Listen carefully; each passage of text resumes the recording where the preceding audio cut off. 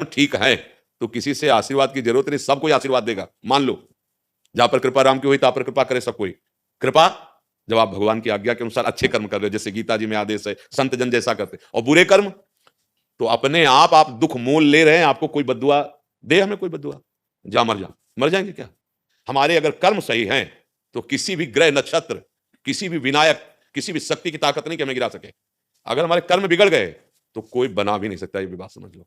अब जैसे बोले हमने तो देवी की आराधना की, हमारा काम बन गया, आपका कर्म हुआ ना। आपने देवी की आराधना की, आप स्वीकार करते हैं ना, सही ढंग से हो गई, उसका फल मिला, आपको आनंद मिला, आपको लगा बड़ी कृपा हो गई।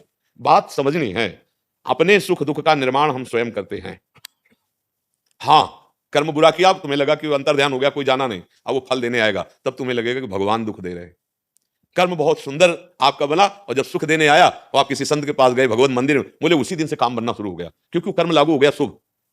अब ये रहस्य ना जानने के कारण कोई निंदा करता है और कोई स्तुति करता है, लेकिन बात उसमें आप हैं मुख्य। आप ना चाहें तो आपका कोई उद्धार नहीं कर सकता, आप ना चाहें तो आपको कोई संसार से हटा नहीं सकता। आप लगे रहें, आपने चाह की, आप उधर चले, आपने प्रयास किया परमार्थ में, तो आप ऊंचाई पे चलने लगे। अब आप उसे कृपा समझो या कर्म समझो।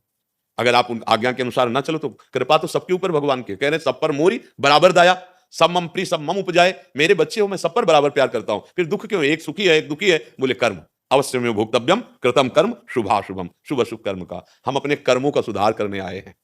ऐसे हम भागवतिक कर्म करें, निष्काम कर्म करें, जिससे हमारे कर्म बंधन नष्ट हो जाए और हम परम सुख स्वरूप भगवान को प्राप्त हों। अगर हम